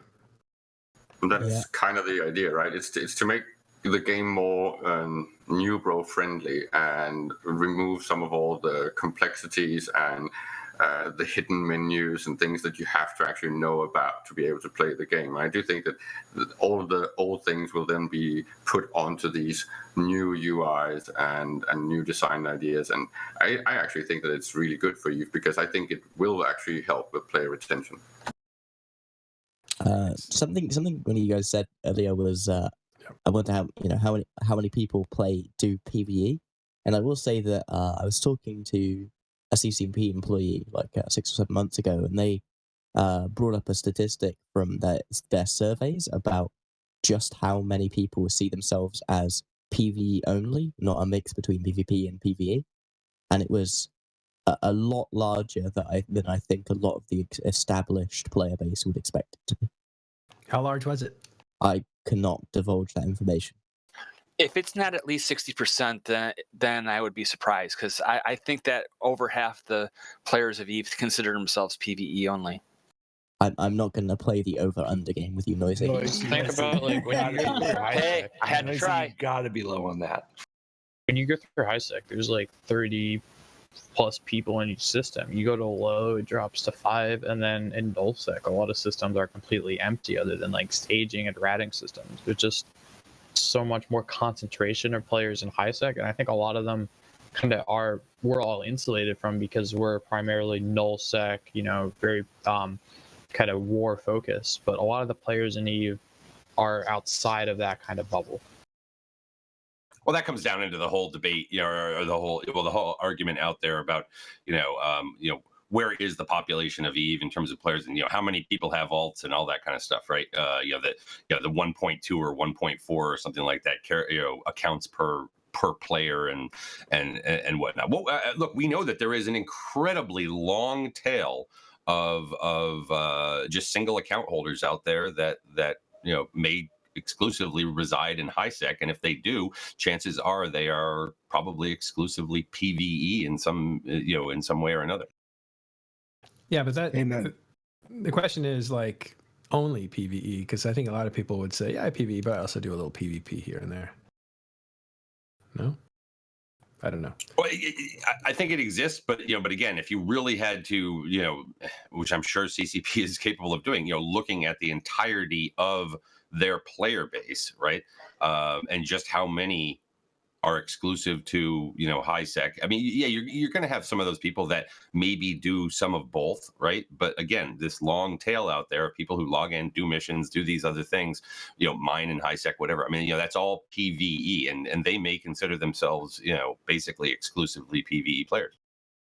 Yeah, it's the whole 90% of people kind of work, 9% kind of contribute, and then that 1% are those content creators, and that's the way it works in EVE. Right.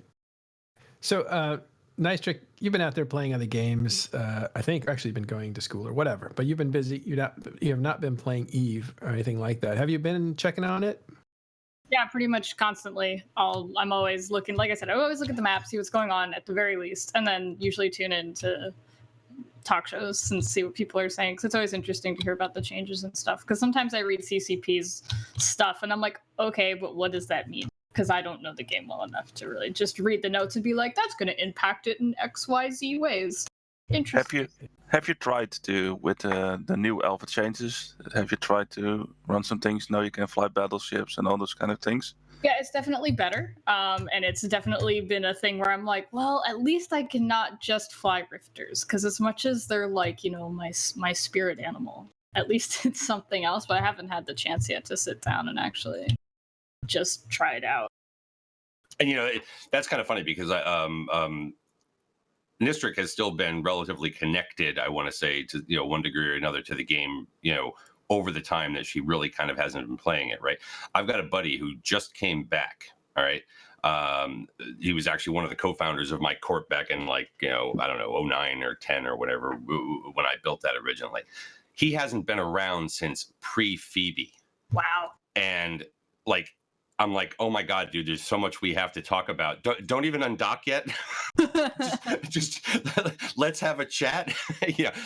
And he had undocked from someplace out there and flew up and saw a Titan going through a gate. And he said, what in the hell is this? When did that happen? And I'm like, God. oh, we have so much to talk about. That must have blown his mind. I would have been like, I'm sorry, it's what now? What? Who? What? Yeah, I've been really wanting to make kind of patch cover videos for that reason, just quickly in 3 or 4 minutes, just going through here's everything that's happened since the last patch and what's coming in this patch. That might definitely be useful, especially from maybe a new player perspective, because a lot of people get into really deep stuff and really break, well, this is what it's going to mean to a player who's been playing for 5 years and really understands the game. Yeah, I did think about doing that for the I can't remember what they called the latest expansion, but we were trying to get them to call it Eclipse. Oh, Lifeblood, that was it. Jintan, maybe you should ask CCP to mail the patch notes to characters, so when you log in after X amount of years, you would actually be able to see the emails and check them and see what's changed. Wow. There's so many patch notes. People just unsub from that Imagine list. How we have the new player experience or new players coming in. Maybe CCP needs the code, the returning player experience. Yeah, old player experience. Email is not a good solution. First of all, they would want to filter for who's your main in some way and only send it to one character. Anyone with 60 accounts doesn't want a fucking email from every one of those patches. Did I say that? I'm sorry. Yeah. I've never even read Are you my on that coffee? There's one time where I read my mail, and the only thing in my mail was, "Oh my God, you're a girl, sleep with me." So from that day forward, I've never checked my Eve mail again. Oh, you mean in-game? No, I love the in-game mail system. It's great. Well, I hate you the have a in-game mail system. vastly different Hate it. experience with it than I do. I get 10 mails a day, and I answer all of them. Yeah, how much because I'm fan mail you fucking get, awesome. Jintan? No, I don't get fan mail at all. I've had one piece of fan mail. It was very nice, and I thanked the person intensely. But no, I get a lot of CSM questions through my in-game mail. Way more than you would expect, because a lot of people don't really know about these out-of-game platforms. So that, a lot of people who come and talk to me literally get my name dragged, because I asked them, how did you find out who I am? And they were like, well, I wanted to ask the CSM something because we elect them, and I asked someone who we could contact, and he dragged your name into a chat window, and I right-click sent message you, and I'm like, that is I used to get adorable. I used to get emails like that on my CCP Zinfandel account. Aw, They were it's great. Nistric, do you still get fan mail? I guess that's not fan mail, is it? I did get one. That was kind of cool. It was like, "Hey, I really like your show. Thanks for doing stuff and talking about things." And I was like, "Oh, that's nice. Okay." Yeah. Can we be friends? I yelled this week at a corp member who, a few corp members after each other sent a corp mail, and I yelled at him to stop doing that because I really don't have to have the same mail on 10 accounts. I will say, just for behind the scenes purposes, TIS does get a lot of fan mail, and we actually posted in the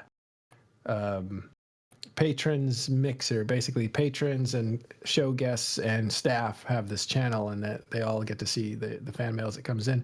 I don't post it all, but I post because some of it's kind of mixed, where they say something personal to me instead of the TIS, but I post the stuff that's for TIS in there, and it happens quite a bit.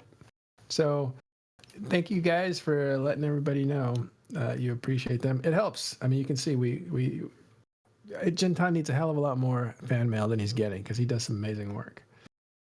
Maybe everybody who is on the show should send Jintan an email. Yeah, Who's watching the show. right? That's how I stop replying to every single email I get. I will log in just for you. All right. Jin So doesn't want he doesn't want a fan mail. What he wants is your vote. Yeah, right. The greatest fan mail of all time. Votes. So Tuesday coming up, Dead Space Structures are going to get a visual upgrade. The Reload Guns or Reload module is going to get an upgrade to that system. Should be interesting. And forward operating bases, which haven't really taken off. I've had trouble finding anybody to even talk about forward operating. Oh, bases. wait a second. Yeah, I've had a couple of Bastion structures reinforced by forward operating bases now, mostly in LoSec. Yeah, I found out that was One a thing Aquarius. recently. Unironically, someone mailed me that, and I was like, huh. So I had to talk to the devs, and it's like, is that intended behavior? And they're not quite sure, but they think it was. They're chewing up citadels, huh? Well, Yeah. they're a little bit short attention span, I have to say. They'll go and reinforce something and then not come back for the timer, and then reinforce it again and then not come back. I saw it one time get it down to 5% shields, and then they all warped off for no apparent reason. I don't know. AI needs some help. They got to finish the job. So forward operating bases are these pirate installations that are supposed to be there in your nullsec space, sovereign space, that you're supposed to take on with a group because they're very difficult, right? No, forward operating bases aren't null. Oh, they're low sec. No, they're They're high sec. high sec. Okay. Empire space. Well, you mean the ones in LoSec are not forward operating bases? They're shipyards? Yeah, they're the Yeah, they're shipyards. shipyards. So the forward operating bases are in Okay. high sec. The shipyards are in low sec. That would explain why you do not want to fight with the fleet that comes to reinforce your structure. You don't, because they're like, no. That didn't work. You have to go remove the shipyard, not attack the attacking fleet. So totally wrong about that. But the forward operating bases aren't the ones that are taking on citadels. They are taking on citadels in high sec if they get not done with. So if you don't deal with a forward operating base, they're going to shoot citadels in high sec. If you don't deal with the shipyard, the Blood Racer Tio and the Grist is now there, they're going to shoot your citadels in null and low sec. Are the forward operating bases not just shipyard lights? Yeah, they are shipyard lights and they're only in high sec. So they're attacking bases and killing miners, according to Arendis here. Thanks, Arendis. As far as I can tell, the shipyards in LoSec seem to be as gnarly as the ones in as nullsec. The LoSec seems to be as bad as nullsec, except that they don't drop capital BPCs. Like worst of both worlds. Those are the resource wars, right? Those are the mining. Those are the same Satios you have in nullsec. All right, so I've got like 4 things wrong all at once, and I've probably confused everybody. So I'm gonna keep quiet. We're gonna do a show. We'll get some experts here that can talk about the stuff and untangle it for us.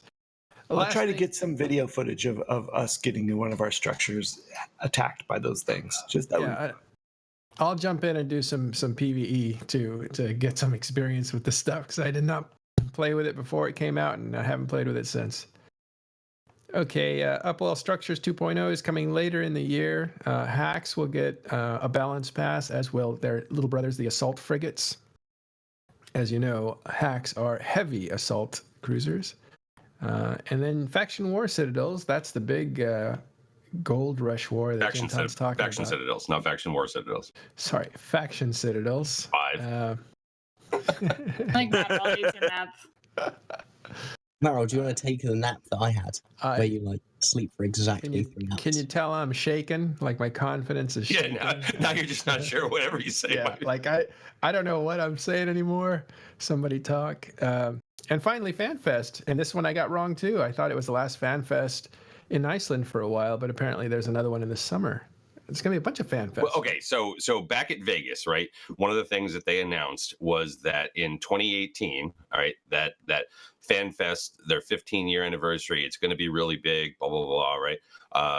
But in 2019, they are planning to not have FanFest in the spring and have it be as big as what it is, right?